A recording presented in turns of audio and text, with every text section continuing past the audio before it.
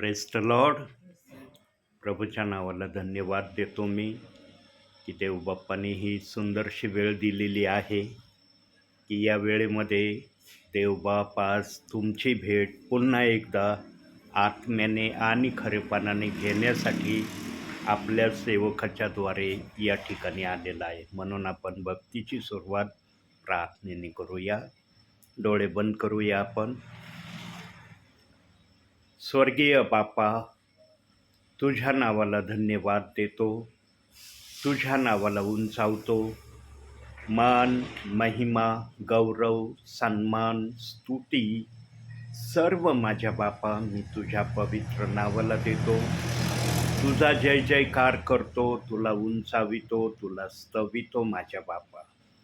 तुला आभार प्रदर्शनाचा, उपकार स्तुतीचा यज्ञ मी अर्पण करतो माझ्या बापा. माझ्या होठाचं प्रथम फळ माझ्या बापा मी तुला देतो.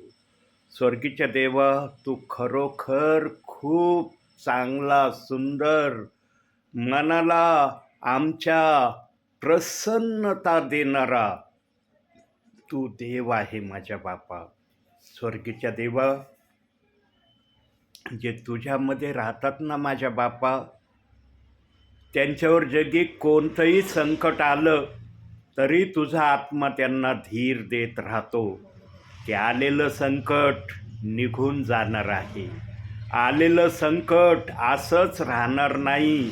या संकटाला मी आपल्या सामर्थ्याने आलेल्या संकटांना तुमच्यापासून दूर करील. आणि खरोखर माझ्या बापा, तू असं करतोस म्हणून तुझे विश्वासणारे आज तुझ्या नावामध्ये टिकून आहेत माझ्या बापा. जर आलेल्या संकटातून तू आम्हाला सोडवलं नसतं माझ्या बापा, तर तुझ्या नावामध्ये किती प्रियजन आज या समयाला विश्वासाने चालले असते हे मला सांगता आलं नसतं माझ्या बापा. मागील 2-3 दिवसापूर्वी बंधूवर जे सैतानाने हल्ला केला माझ्या बापा, परंतु आमच्या बंधूंच्या हृदयात तुझं नाव आहे माझ्या बापा. आणि ज्यांच्या हृदयात येशू ख्रिस्त हे नाव आहे त्यांना सैतान काही करू शकत नाही, याचं प्रमाण ते आहे. हा, बंधूंना थोडीशी इजा झाली, परंतु दुष्ट सैतानाची जी योजना होती ती योजना तू नष्ट केली, हाणून पाडली माझ्या बापा. जरासा मार आमच्या बंधूंच्या डोळ्याला लागलेला आहे, परंतु स्वर्गीच्या देवा, तो पण लागलेला मार आता पूर्ण बरा होत आहे माझ्या बापा. स्वर्गीच्या देवा, तुझी कृपा आमच्या बंधूवर अशीच राहू दे माझ्या बापा. अतिशय मेहनतीचं काम आमचे बंधू करतात माझ्या बापा. तुझी दया आणि तुझी कृपा आमच्या बंधूंवर सतत तू ठेव माझ्या बापा, अशी मी तुला विनंती करतो. प्रभू, त्यांच्या हरेक मनातल्या इच्छा प्रभू येशू ख्रिस्ताच्या नावाने तू पूर्ण कर माझ्या बापा. आणि त्यांच्या मुखातून तुझा जय जयकार, तुझा जल्लोष, तुझा उत्साह, तुझा आनंद त्यांच्या मुखातून तू प्रकट करून घे माझ्या बापा. आज याच परिवारात माझ्या बापा तू आत्म्याने आणि खरेपणाने आपल्या सेवकाच्याद्वारे उपस्थित आहे माझ्या बापा. तुझा दास सर्वस्वी तुझ्या हातात आहे माझ्या बापा. तुझी कृपा आपल्या दासावर तू ओत माझ्या बापा. आणि आजच्या वचनातून तू आपल्या विश्वासणाऱ्यांना भरपुरीने आणि भरपुरीने आशीर्वादित कर, अशी मी तुला प्रार्थना करतो. बोलणारं मुख तुझ्या सेवकाचा असू दे माझ्या बापा, परंतु शब्द देणारा तुझा पवित्र आत्मा माझ्यासोबत राहू दे, अशी मी तुला प्रार्थना करतो. जेवढे प्रियजन या ठिकाणी आहेत त्या सर्वांसाठी माझ्या बापा तुझे आभार आणि उपकार मानतो. तुझा दास तुझ्या पवित्र पंखाखाली घे आणि योग्य त्या रीतीने तुझ्या दासाचा आत्म्याने आणि खरेपणाने तू उपयोग करून घे. मान, सन्मान, गौरव सर्व माझ्या बापा मी तुला देतो. धन्य तारणारा प्रभू येशू ख्रिस्त याच्या प्रिय आणि गोड नावानं मागतो, म्हणून तू ऐक माझ्या बापा. आमेन.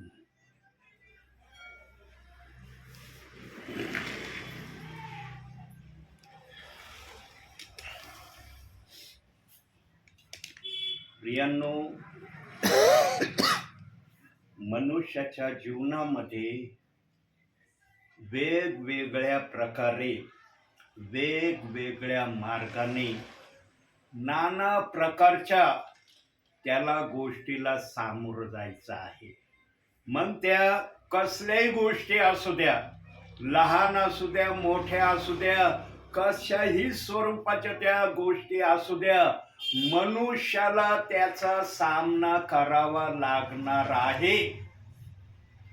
कारण एदेन बागेमध्ये पाप झालं तेव्हा आदामाने सर्व प्रकारच्या संकटाचं दार उघडं केलं असं त्या ठिकाणी प्रगट झालेलं आहे. प्रियांनो, जोपर्यंत आदामाकडून पाप झालं नाही तोपर्यंत सर्व काही एदेन बागेत व्यवस्थित चाललं होतं.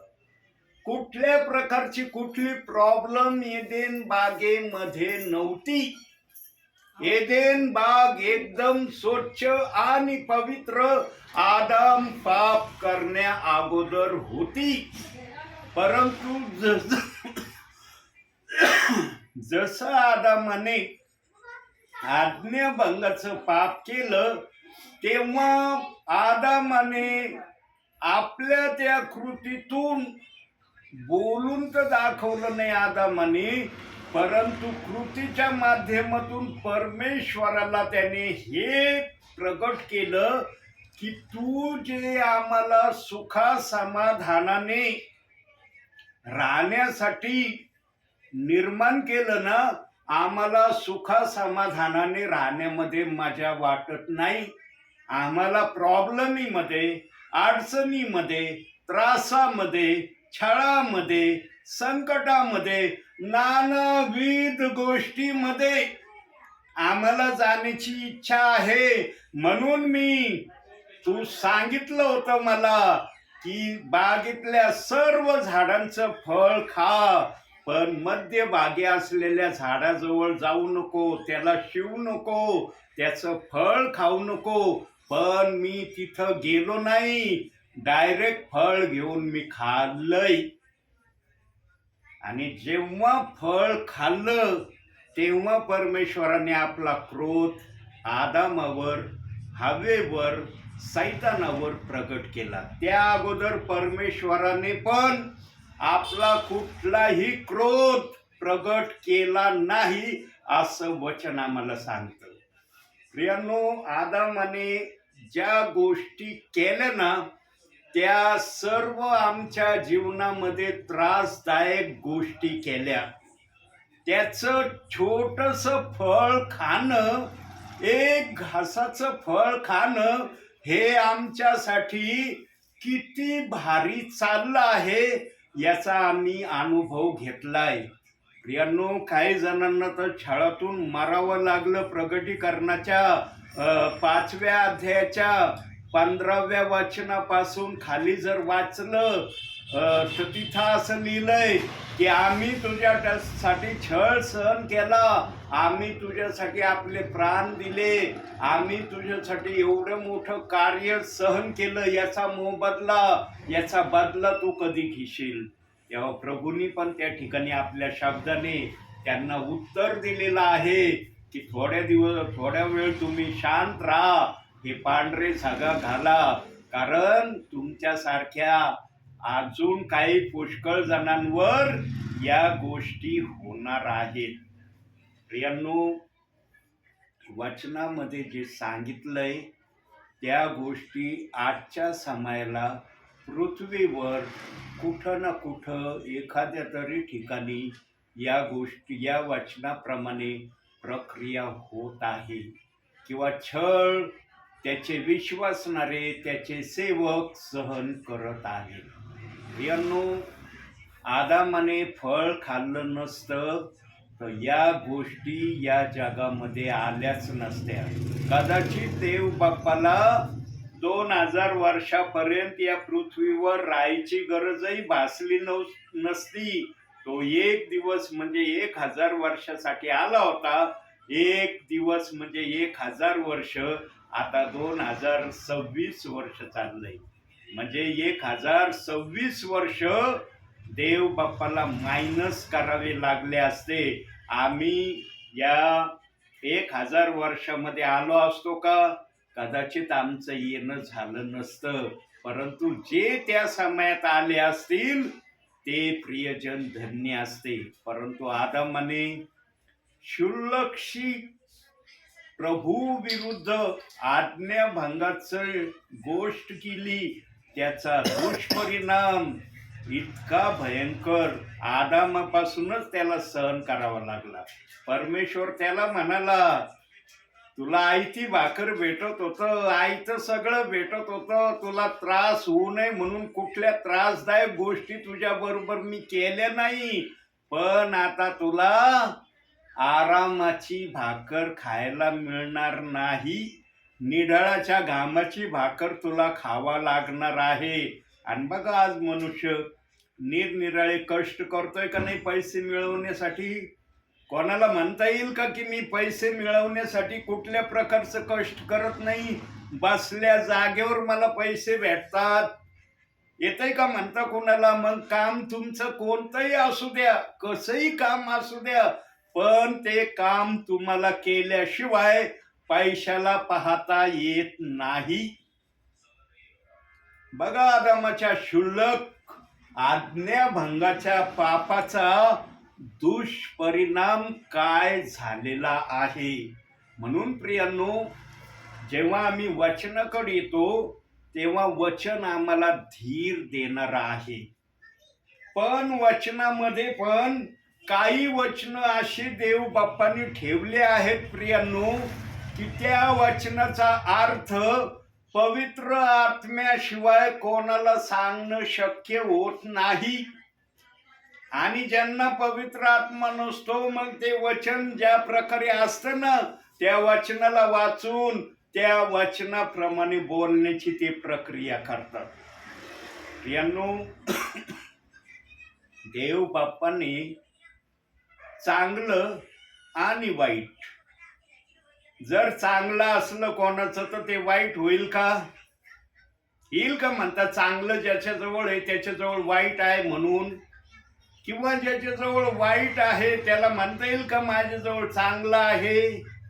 प्रियांनो, ही प्रक्रिया वचनातून देवबाप कशी प्रगट करतो ते आपण वचनात जाऊन पाहूया. त्यासाठी काढूया आपण योहानकृत शुभवर्तमान याचा 15वा अध्याय 6वं वचन. बघा तिथं काय लिहिलंय? कोणी मजमध्ये राहिला नाही तर त्याला फाट्याप्रमाणे बाहेर टाकीतात व तो वाळून जातो. मग त्यास गोळा करून अग्नीत टाकीतात व ते जळून जातात. प्रियांनो, हे वचन आहे ना, या वचनावर अनेक सेवकांच्या मुखातून मी संदेश ऐकले.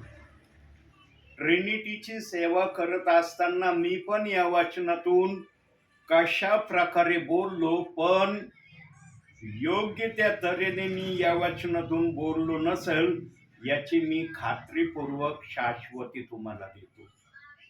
मी देखील या वचनाला वाचल्यानंतर अरे या वचनामध्ये काय प्रभू बोलत आहे, मग त्या बोलत असलेल्या शब्दाप्रमाणे मी पण वचनातून बोललो असेल. आणि त्यावेळेला माझं पण टार्गेट बोलवलेले नरकात जातील हे शब्द मी पण उच्चारले असतील.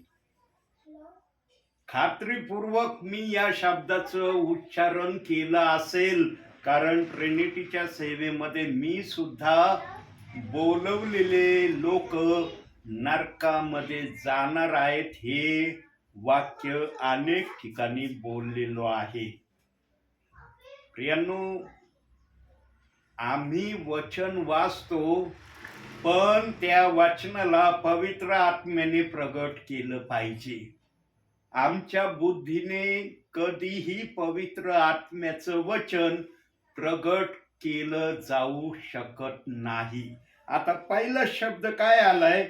कोणी मजमध्ये राहिला नाही. पहिला स्टार्टिंगचा शब्द देव बाप्पाने ठेवलाय, कोणी मजमध्ये राहिला नाही. आता ज्यांचा येशू ख्रिस्तावर विश्वास नाही त्यांच्या विषयी पवित्र आत्मा इथं बोलत आहे. ज्यांच्या हृदयात येशू नाही ना, त्यांच्यासाठी प्रभू बोलतोय, कोणी मजमध्ये राहिला नाही तर त्याला फाट्याप्रमाणे बाहेर टाकतात. म्हणजे त्याची येशूची जर ओळख नाही तर येशू त्याला म्हणन का हा माझा आहे, याला मी माझा पुत्र म्हणतो म्हणन का येशू ख्रिस्त? जरी प्रभूने आपल्या हाताने सर्वांना बनवलंय, सर्व व्यक्ती त्याच्या नावानेच आज अस्तित्वात आहेत, परंतु ज्याच्या हृदयात येशू नाही, ज्याने येशू ख्रिस्ताला कबूल केलं नाही, ज्याने येशू ख्रिस्तावर विश्वास ठेवला नाही, त्याच्याविषयी या ठिकाणी वचन बोलतंय की कोणी मजमध्ये राहिला नाही तर त्याला फाट्याप्रमाणे बाहेर टाकलं जातं. आता सांगा, ज्यांचा येशू ख्रिस्तावर विश्वास आहे, मग तो बोलवलेला असो, निवडलेला असो, त्याच्या हृदयात कोण आहे? ज्याच्या हृदयात येशू ख्रिस्त आहे त्याला प्रभू फाट्याप्रमाणे बाहेर टाकून देईन का? ज्या जिभेने येशू ख्रिस्त हा प्रभू आहे असं कबूल केलंय, मान्य केलंय, विश्वास ठेवलाय, त्या जिभेला प्रभू म्हणन का तू माझ्यावर विश्वास ठेवत नाही म्हणून मी तुला फाट्याप्रमाणे बाहेर टाकून देतो? म्हणन का प्रभू असं? परंतु आजचे सेवक, आजचे काही विश्वासणारे ब्रदर आणि काही सिस्टर डायरेक्टली म्हणतात फाट्याप्रमाणे त्यांना बाहेर टाकलं जाईल, आणि मग शेवटी तर सांगितलंय त्यांना अग्नीत टाकलं जाईल. मग लगेच म्हणतात बोलवलेले अग्नीत टाकले जातील. मग त्यांनी जे आपल्या जिभेने येशू ख्रिस्त हा प्रभू आहे हे कबूल केलंय, ते टेम्पररी कबूल केलं होतं काय? टेम्पररी म्हणले होते का? येशू ख्रिस्त हा प्रभू आहे असा आम्ही विश्वास धरतो आणि येशू ख्रिस्ताला आम्ही आमच्या हृदयात घेतो. वचन वाचणे आणि वचन समजणे या दोन गोष्टी आहेत प्रियांनो. बोलवलेला असो, निवडलेला असो, कदापिही देवबाप त्यांना नरकाचा रस्ता दाखवणार नाही. आजही काही सेवकांच्या मुखात विशेष करून बोलवलेले लोक नरकात जाते सरळ सरळ बोलत आहेत प्रियांनो. म्हणून तू आपल्या बोलण्याने दोषी ठरशील किंवा तुझ्या न बोलण्याने तू निर्दोष राहशील. मग ते संदेश देणं असो या आमची व्यावहारिक भाषा असो, आम्ही समजून उमजून प्रभूच्या मार्गदर्शनाने जर बोललो ना तरच आमच्या मुखातून योग्य शब्द निघतील. पण जर आम्ही वचन वाचून आमच्याच बुद्धीने त्या वचनाचा अर्थ जर सांगायला लागलो ना तर आमच्या बोलण्याने आम्ही स्वतः दोषी होऊ, ऐकणारे दोषी नाही होणार. कारण बोलणारा जे सांगतोय ना तेच ऐकणारे आज करत आहेत. आज प्रेषित 2:38 वचनाचा विरोध चाललाय. कशामुळं चाललाय? सेवकांच्या सांगण्यामुळं चाललाय. न तर विश्वासणाऱ्यांना काय माहिती होतं बायबलमध्ये असं वचन आहे आणि ते वचन योग्य नाही, ते वचन खोट्या संदेष्टाचं आहे, ते वचन ऐकणारा बोलणारा नरकात जाणारे माहित होतं का विश्वासणाऱ्यांना? अहो त्यांना तर बायबलमध्ये काय लिहिलंय हे देखील माहिती नसन विश्वास ठेवला तेव्हा. बरोबर आहे का नाही? मी पण प्रभू मध्ये आलो तेव्हा मला होतं का माहिती बायबल? मला बायबल हा शब्द माहित होता, पण बायबल मध्ये काय लिहिलंय मला होतं का माहिती? मला माहिती नव्हतं. जेव्हा मी वाचायला लागलो तेव्हा मला कळलं, अरे बायबल मध्ये असं असं लिहिलंय. आणि जेव्हा प्रेषित 2:38 वचन पण माझ्या वाचनातून गेलं तेव्हा मला पण कोणीतरी सांगितलं, ब्रदर हे वचन योग्य नाही बरं का, हे वचन ऐकू नका, हे वचन बोलू नका, या वचनावर विश्वास ठेवू नका, कारण हे वचन आपल्यासाठी नाही. मग हे वचन कोणासाठी आहे? हे वचन जर आपल्यासाठी नाही तर मग देवाच्या आत्म्याने हे वचन कोणासाठी लिहिलंय आणि बायबल मध्ये का ठेवलंय?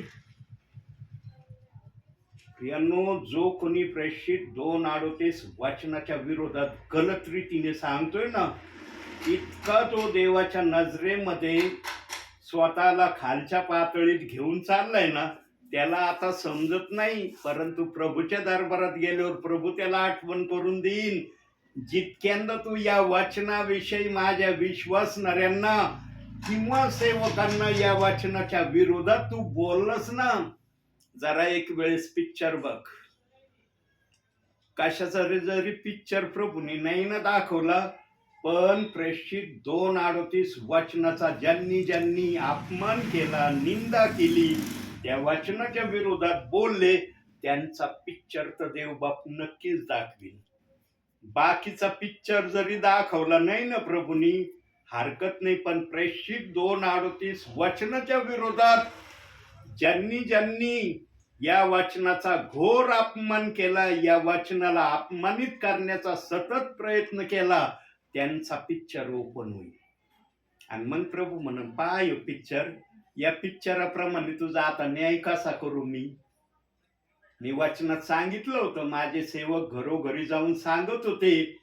प्रगटीकरण 22वा अध्याय 18-19 वचनातून सांगत होते की या वचनातून काही तू काढू नको, याच्यात काही घालू नको. माझा सेवक वचनाप्रमाणे सांगत होता, का ऐकलं नाही तू? माझा सेवक हे पण सांगत होता, मत्ते 12वा अध्याय 36वं वचन, तू जो जो व्यर्थ शब्द बोलशील त्याचा तुला न्यायाच्या दिवशी हिशोब द्यावा लागल. हे पण माझा सेवक सांगत होता आत्म्याच्या प्रेरणेने. एवढे 2 सरळ सरळ वचन माझा दास तुला घरी येऊन वारंवार जसा माझा आत्मा सुचवायचा, त्याप्रमाणे माझा दास बोलत असताना तू का ऐकलं नाही? हे वचन ऐकूनही तू का प्रेषित 2:38 वचनाच्या विरोधामध्ये विश्वासणाऱ्यांना भडकवलं? जे विश्वासणारे भडकवले जातील ना प्रियांनो, आणि ज्यांना प्रेषित 2:38 वचन देवाचा सेवक आत्म्याने शिकविल ना, पण जे विश्वासणारे ऐकणारे ते मान्य करणार नाहीत ना, ते देखील प्रभूच्या नजरेमध्ये दोषी ठरणार आहे. कारण देवाचा आत्मा म्हणून माझा सेवक येऊन तुम्हाला सांगत होता, हे वचन अयोग्य नाही, हे वचन देवाचं आहे. का ऐकलं नाही तुम्ही? XYZ सेवकाने, विश्वासणाऱ्याने, सिस्टराने सांगितलेल्या शब्दाला तुम्ही जास्त महत्व दिलं. पण आत्म्याने खरेपणाने आलेल्या सेवकाने जे वचनातून दाखवलं, स्पष्टीकरण केलं, ते का तुम्ही मान्य केलं नाही? असं समजू नका की सेवकच दोषी राहतील. ज्या विश्वासणाऱ्यांना या वचनाविषयी सुवार्ता सांगितली जाईल ना, मग एकदा जरी सुवार्ता सांगितली ना, ती सुवार्ता राहणार आहे. त्याचा आत्मा न्यायाच्या दिवशी हे म्हणू शकणार नाही की मला पृथ्वीवर या वचनाविषयी कुणी काही सांगितलं नाही. म्हणून देवाजवळ ऑटोमॅटिक सगळ्यांचा पिक्चर रेडी आहे बर का. माझा पिक्चर रेडी आहे, तुमचा पिक्चर रेडी आहे. पण जर आम्ही आमचा इथं पिक्चर चांगला ठेवलेला असला ना, तिथं गेल्यावर आम्हाला भीती वाटणार नाही. कारण आमचा आत्मा म्हणून मी पृथ्वीवर चांगला पिक्चर ठेवलेला आहे. माझा पिक्चर वाईट नाही. प्रभूने ओपन जरी केलं ना, तर प्रभूला दिसन, अरे यांनी पृथ्वीवर काय केलंय, अरे चांगलं केलंय बर का. सुरुवातीला हा वचनाच्या विरोधात जात होता, पण नंतर याला जेव्हा कळलं नाही हे वचन तसं नाही जसं मी ऐकलंय, याने आपला रस्ता बदली केलाय. आणि त्या रस्ता बदली करण्यामध्ये तुमचे पण नाव आहेत बर का. लक्षात असू द्या, तुमचे देखील नाव आहेत. मागील काही महिन्यापूर्वी तुम्ही इतके उत्साहित, इतके जल्लोषामध्ये आपल्याच मुखाने बोलणारे होते, आम्हाला ब्रदर बाप्तिस्मा घ्यायचा आहे. तुम्ही कधी बाप्तिस्मा देता? बोललात का नाही प्रभूच्या उपस्थितीमध्ये? का मी माझ्या मनचं बोलतोय म्हणता येईल का तुम्हाला? नाही ब्रदर, तुम्ही आपल्या मनचं सांगू राहिले. हे उद्गार, हे वाक्य आम्ही बोललोच नाही. आता आमच्या रीनाताई आपल्या घरी गेल्या, चांगली गोष्ट आहे. रीनाताईंना देवबाप तिथं भरपूर आणि भरपूर आशीर्वाद देऊ. लेकबाळीचं चांगलंच व्हावं ही देवबाप्पाची सर्वप्रथम इच्छा आहे. आणि मग ती इच्छा देवबाप्पाने मनुष्याच्या मनात ठेवलेली आहे. कोणत्याही लेकबाळीचं वाईट व्हावं हे कुणीच मान्य करत नाही. किती वाईटातला वाईट व्यक्ती असू द्या, तो लेकबाळीचं नेहमी चांगलं व्हावं हीच आशा धरतो. आमच्या रीनाताई तर प्रभू येशू ख्रिस्तावर विश्वास ठेवणारे आहेत का नाही? म्हणता येईल का तुम्हाला आमची मुलगी प्रभू येशू ख्रिस्तावर विश्वास नाही ठेवत? म्हणता येईल तुम्हाला धाडसानी प्रभूच्या उपस्थितीमध्ये? जरी आमच्या ताई आज या ठिकाणी नाहीत, पण तुम्हाला म्हणता येईल का नाही ब्रदर माझी मुलगी प्रभू येशू ख्रिस्तावर विश्वास ठेवणारी नाही? म्हणता येईल? त्यात तिथं जरी आहेत ना, प्रभू येशू ख्रिस्तावर विश्वास ठेवणारे आहेत. प्रियांनो, जे प्रभू येशू ख्रिस्तावर विश्वास ठेवतात ना, देवबाप त्यांचं कधीच वाईट करत नाही आणि त्यांचं कधी वाईटही होणार नाही. मग इथं जो शब्द आलाय, कोणी मजमध्ये राहिला नाही तर त्याला फाट्याप्रमाणे बाहेर टाकीतात, होईल का आमच्यासाठी? म्हणता येईल का आम्हाला फाट्यासारखं प्रभू बाहेर टाकून देईन? आम्ही जर आमच्या हृदयात येशूला घेतलंय, आमच्या मुखाने कबूल केलंय, तो प्रभू आहे हे आम्ही मनुष्यासमोर मान्य केलंय, मग देवबाप्पाचा आत्मा आम्हाला फाट्याप्रमाणे देईन का बाहेर टाकून? आणि अग्नीमध्ये टाकीन का? प्रियांनो, आज या वाचनाच्या बाबतीमध्ये ना इतकं गलत बोललं जातंय, इतकं गलत मी ऐकलंय ना. याच्यामध्ये शेवटी सांगितलंय ना, मग त्याच गोळा करून अग्नीत टाकीतात व ते जळून जातात. याविषयी तर मी फार भयानक ऐकलंय. यांनो, हे भयानक कोणासाठी माहिती का? ज्यांनी येशू ख्रिस्तावर विश्वास ठेवलाय त्यांच्यासाठी भयानक आहे का हे? मग ते बोलवलेला असू द्या, निवडलेला असू द्या, त्याच्यासाठी भयानक आहे का हे? म्हणून मी नेहमी सांगतो, प्रभूच्या आत्म्याच्या प्रेरणेने वचन वाचणे, वचन समजणे दोन गोष्टी आहेत. ज्यांनी येशू ख्रिस्ताला मान्य केलंय, कबूल केलंय, हृदयात घेतलंय, त्यांच्यासाठी हे वचन मुळीच लागू नाही. त्यांच्या केसाला सुद्धा प्रभू धक्का लावणार नाही. नरकात टाकण्याची बात तर फार लांबची आहे बोलवलेल्यांसाठी.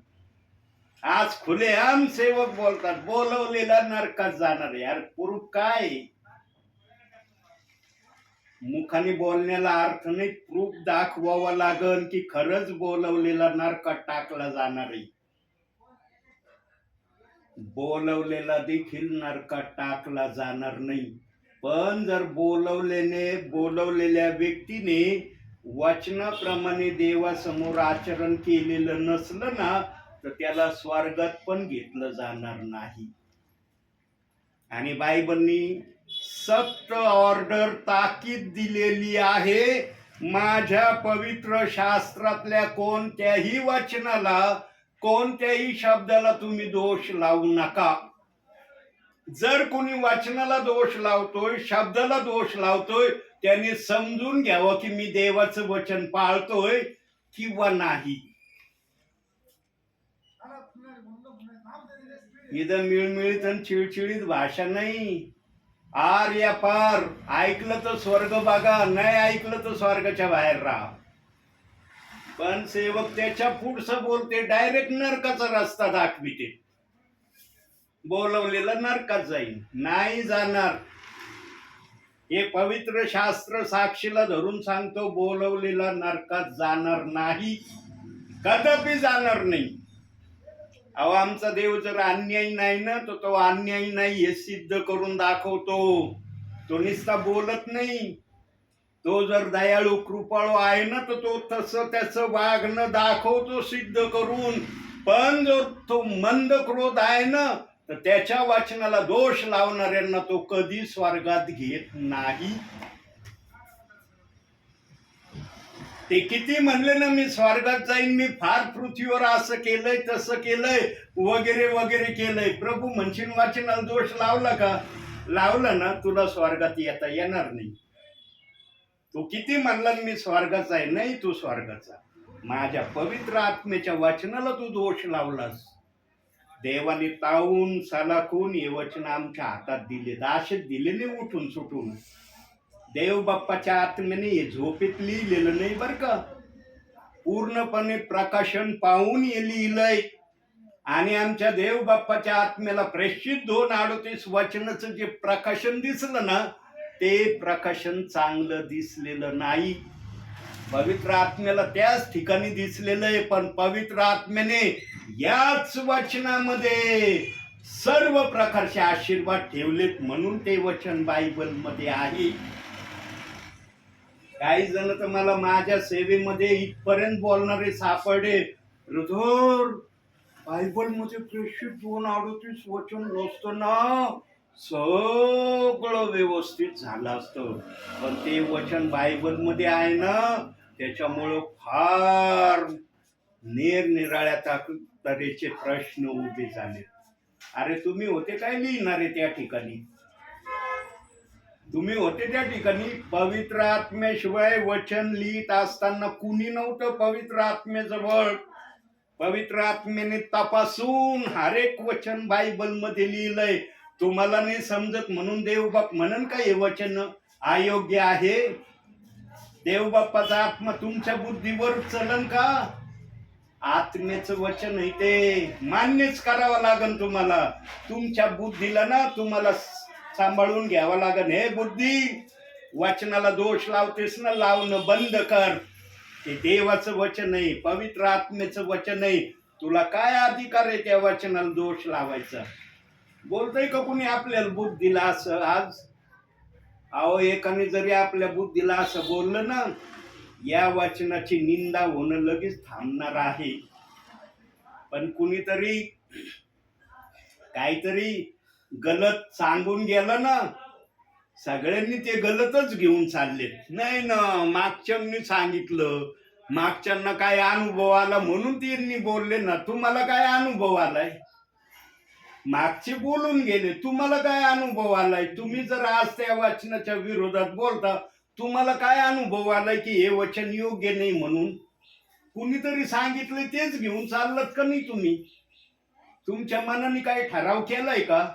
ज्यांनी या वचनाला दोष लावलाय, जे काय तो बोललाय ते शब्द घेऊन चाललेत ना आजचे सेवक विश्वासणारे. त्यांच्या मनात नवीन काय विचार आलाय का त्या वचनाविषयी? कोणाच्याच आला नाही. अहो, एकाच्या बोलण्याने तुम्ही कशाला दोषी होता? देवाला विचारून घ्या, देव बाप्पा मी असं वचनाविषयी ऐकलंय, खरं आहे का? देवाचा आत्मा सांग ना होय किंवा नाही. देवाला विचारित नाही, सेवकालाच म्हणतात, ब्रदर हे वचन कशाला सांगतो तुम्ही? हे वचन योग्य नाही. या वचनाची कशाला सेवा करता? कशाला एखाद्या विश्वासणाऱ्याला, एखाद्या परिवाराला नरकाकडे घेऊन चालले? अरे, इथपर्यंतचे शब्द तुम्ही मला रस्त्यात अडवून बोलायला घाबरले नाही? याच्यामध्ये सेवकांची संख्या फार आहे. विश्वासणाऱ्यापेक्षा सेवकांची संख्या फार आहे. निरनिराळ्या ठिकाणी मला अडवून म्हणले, कशाला ब्रदर चालले कुठं प्रार्थनेला? कशाला कोणत्या घरात जाऊन त्यांना नरकाकडे घेऊन जाण्याची सुवार्थ सांगायला कशाला चालले? नका जाऊ. अरे, देवाचा आत्मा मला काय नरकाची सुवार्थ सांगायला पाठवीन काय आत्म्याच्या प्रेरणेने? ज्याला होश राहत नाही ना, तोच असं बोलतो. ज्याला वचनाचं भय असतं ना, तो कधी वचन विरुद्ध असं बोलणार नाही. तो वचनाचा सन्मान करीन. अरे, हे त्या वचनाची सुवार्थ सांगायला चाललेत, नक्की यांच्याजवळ काहीतरी त्या वचनाचं देव बाप्पाने सांगितलंय म्हणून चालले. हा विचार नाही करत, कशाला चालले ब्रदर? कोणत्या घरी चालले? कोणत्या विश्वासणाऱ्याला गलत वचन सांगायला निघाले? नका ना जाऊ. माझ्या बरोबर झालंय हे पवित्र शास्त्र साक्षीला आहे. आणि देवाचा आत्मा म्हणला, माझ्या बाळा तू करेक्ट सेवा करायला चाललास. कोणाच्या बोलण्याच्या शब्दाकडे लक्ष देऊ नको. माझा आत्मा तुला जे सांगतोय ते सांग. काढी का वही?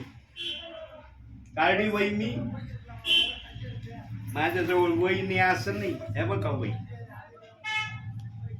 माझ्याजवळ वही आहे. काढी वही, मी बोलवतो मी वहीतून आज बोलणार आहे. प्रियांनो, माझा देवाचा आत्मा मला जे सुचवतो ना तेच मी करतोय. माझा देवाचा आत्मा मला म्हणला ना तुला वही नाही काढायची, मी हात नाही लावी त्या वहीला. मला माहितीये देवाचा आत्मा म्हणला वही काढू नको, त्याला आपल्या मर्जीने बोलायचं असतं ना. तेव्हा मी प्रभूच्या नावाने जो संदेश तयार केला, प्रभूला त्याच्यातून बोलण्याची इच्छा नसते. याचा अर्थ असा नाही की सेवकाने संदेश तयार केला म्हणजे देवाचा आत्मा म्हणतो मला त्याच्यातून बोलायचंच नाही. कधी कधी देवाच्या आत्म्याला आपल्या इच्छेने बोलण्याची इच्छा प्रकट करण्याची आशा निर्माण होती.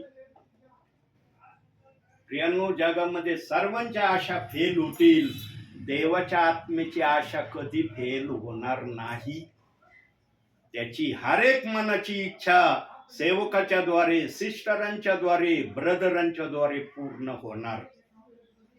फक्त जो सेवेला जातो ना त्याच्याबरोबर देवाचा आत्मा आहे का हे मात्र ज्यांनी पण प्रभूची सेवा करण्याचं ठरवलंय ना त्याने प्रथम याची तपासणी स्वतःमध्ये करावी की माझ्यामध्ये देवाचा आत्मा आहे का, तो माझ्यामध्ये येऊन बोलतो का.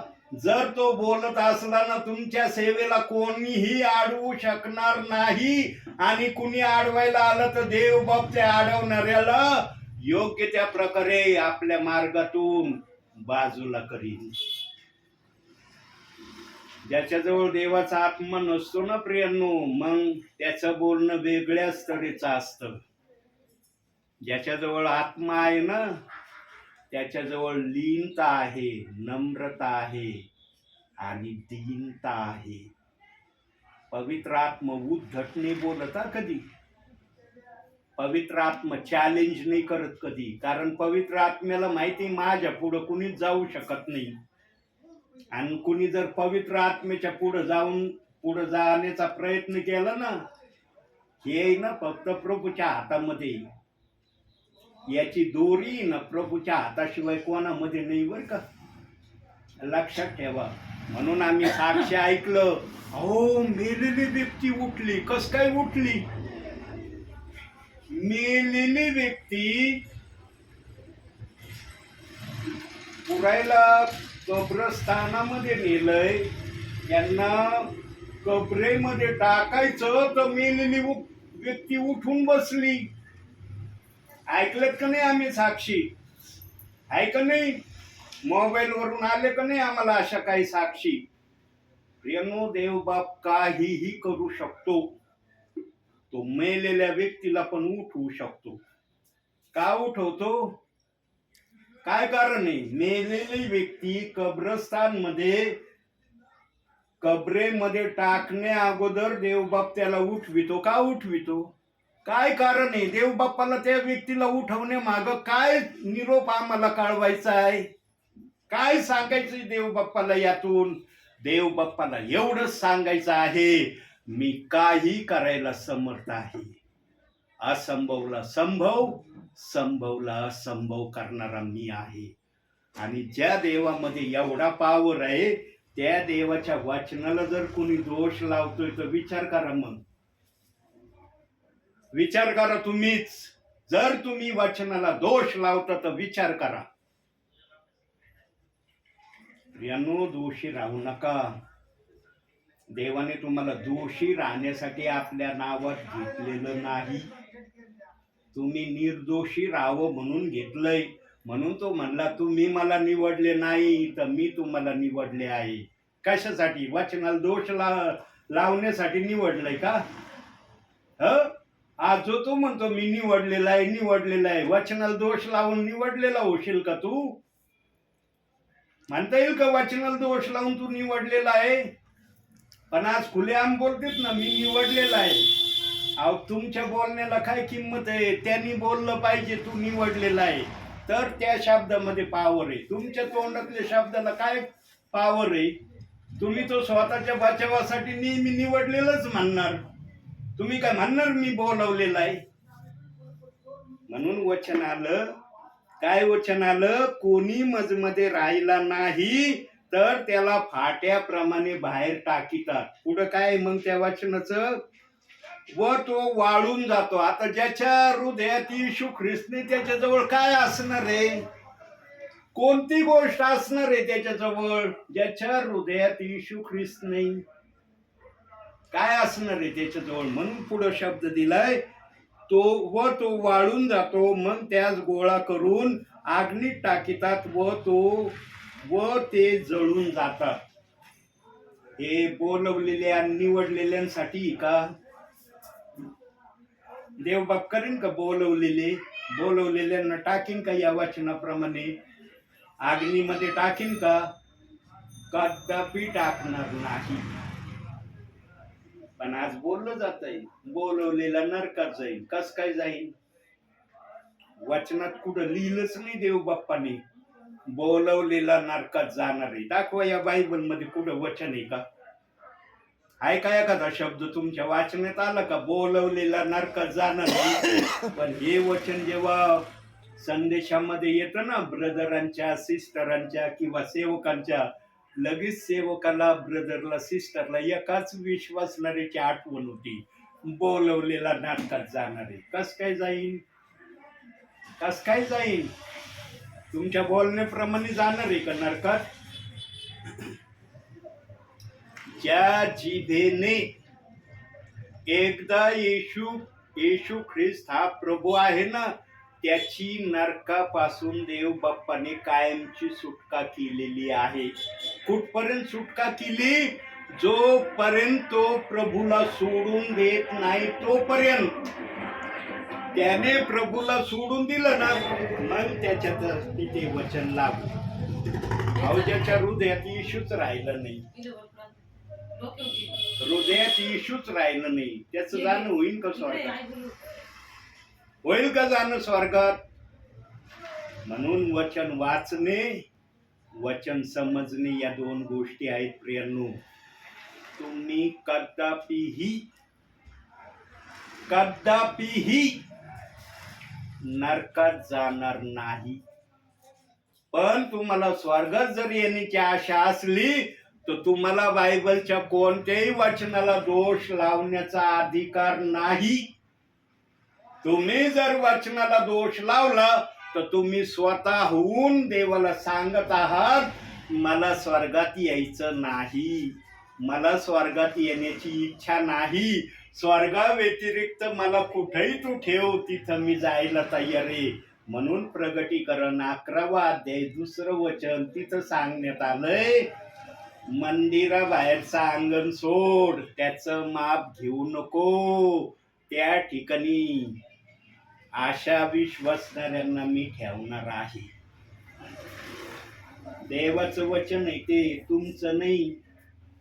देवाने आपल्या आत्म्याने त्या वचनाचा अर्थ सांगितलेला आहे. तुमच्या मनाच्या बुद्धीचा अर्थ नाही चालणार त्या वचनाला.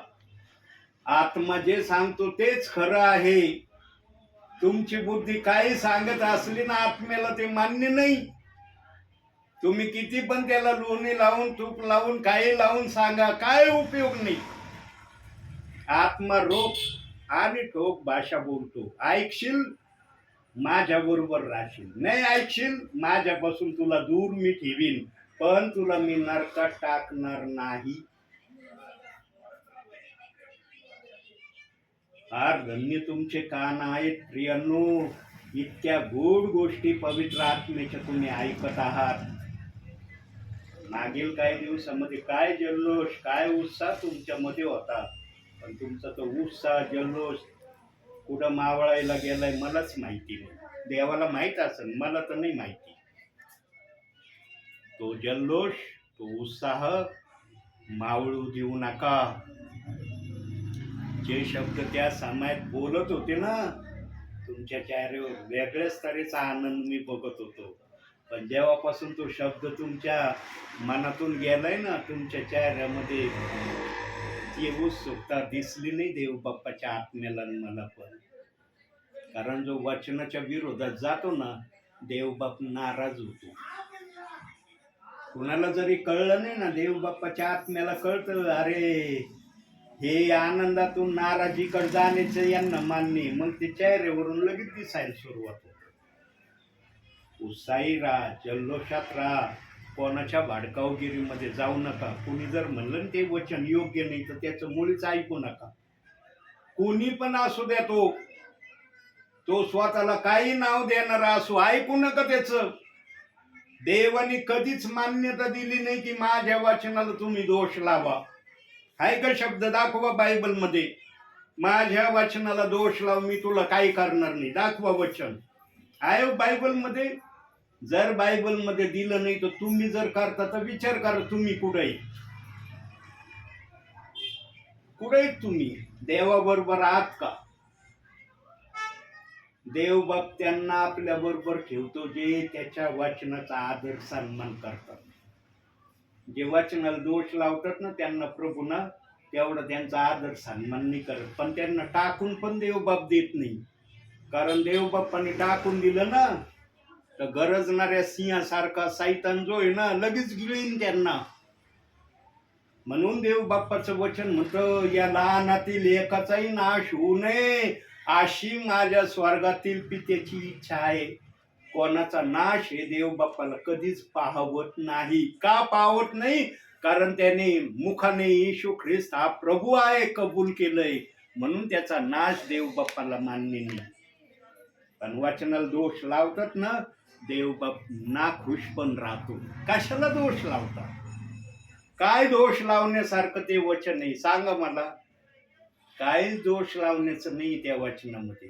फक्त एक गोष्टीचा विचार येतो डोक्यात. पहिला बाप्तिस्मा घेतलाय, हा बाप्तिस्मा घेतल्यावर 2 होते. देव बाप म्हणला 1 घ्या, 2 नका घेऊ. 2 होते म्हणून त्या वचनाला काही पण नाव देऊन मोकळे झालेत आणि काही जण तेच धरून चालले. न्यायाच्या दिवसा अगोदर या वचनाच्या विरोधात बोलण्यापासून स्वतःला आवरलं ना, तुम्ही देवाची प्रजा, स्वर्गामध्ये राज्य करणारे प्रियजन. पण दोष लावला ना, देव बाप विचारल्याशिवाय राहणार नाही. का दोष लावित होता वचनाला? काय सबूत होता, पुरावा होता तुझ्याजवळ या वचनाला दोष लावण्यासाठी? यांनो, दुधाचं दूध आणि पाण्याचं पाणी फक्त प्रभू जवळ आहे. आमच्या जवळ जे आहे ना ते भेसळीचं आहे, भेसळीचं. कधी दूध आहे तर कधी पाणी आहे. देवाजवळ असं नाही. देव पाणी तर पाणीच म्हणणार, दूध तर दूधच म्हणणार.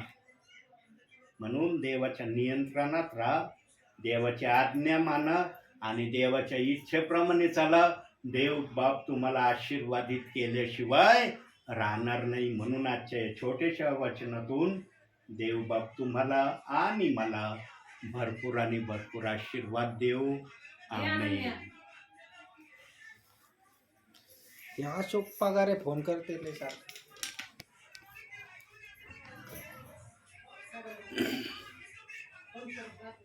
डोळे बंद करा, प्रार्थना करूया.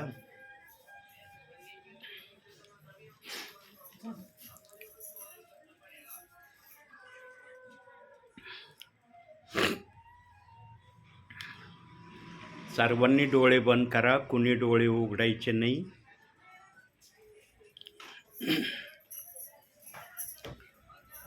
दिल में धीमी आवाज आई, अपने गुनाहों को मान, जान लिया मैंने आवाज उसकी जिसका किया अपमान। दिल में धीमी आवाज आई, अपने गुनाहों को मान, जान लिया मैंने आवाज उसकी जिसका किया अपमान।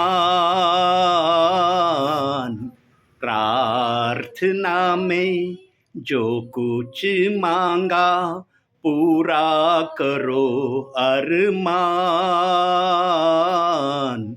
प्रार्थना में जो कुछ मांगा पूरा करो अरमान, सारी खताएं मानता हूँ, तेरा करूँ अब ध्यान। प्रार्थना में जो कुछ मांगा, पूरा करो अरमान। होय माझ्या बापा, तुझ्या नावाला धन्यवाद देतो, तुझ्या नावाला उंचावतो. आज पाचरणे परिवाराची तू भेट घेतलेली आहे, त्यांना वचनातून तू बोललेला आहे. स्वर्गीच्या देवाचं वचन या परिवारासाठी आणि जेवढे जण हे वचन ऐकतील त्यांच्यासाठी तू आशीर्वादाचं वचन कर, अशी मी तुला प्रार्थना करतो. प्रभू, तुझ्या दासाचा तू महानरित्या उपयोग करून घेत आहे, यासाठी मी तुझे आभार आणि उपकार मानतो माझ्या बापा. आज तुला जे काही वचनातून सांगायचं होतं ते तू वचनातून प्रगट केलं माझ्या बापा, यासाठी मी तुझी स्तुती करतो. पाचरणे परिवारांना आशीर्वादाने भर माझ्या बापा. त्यांची हर एक इच्छा प्रभू येशू ख्रिस्ताच्या नावाने तू पूर्ण कर आणि जेवढे जण हे वचन ऐकतील त्या सर्वांना पण स्वर्गीच्या देवा माझ्या बापा तू आशीर्वादाने भर, अशी मी तुला प्रार्थना करतो. आपल्या दासाला ही सेवा करण्यासाठी पुन्हा एकदा तू सहाय्य केलं, यासाठी धन्यवाद. मान सन्मान गौरव सर्व माझ्या बापा मी तुला देतो. धन्यता आणणारा प्रभू येशू ख्रिस्त याच्या प्रिय आणि गोड नावानं मागतो, म्हणून तू ऐक माझ्या बापा. आमेन.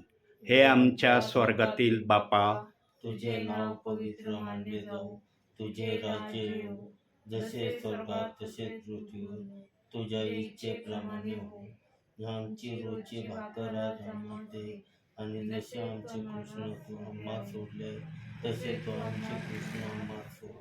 तर आम्हास परिचित नको, तर आम्हास वाईटापासून सोड, कारण की राज्य सामर्थ्याने होणार ती सर्व काळ तुझीच आहे. आमेन. प्रभू येशू रक्त की जय. प्रभू येशू रक्त की जय. प्रभू येशू रक्ताचा जयकार असो. आमेन.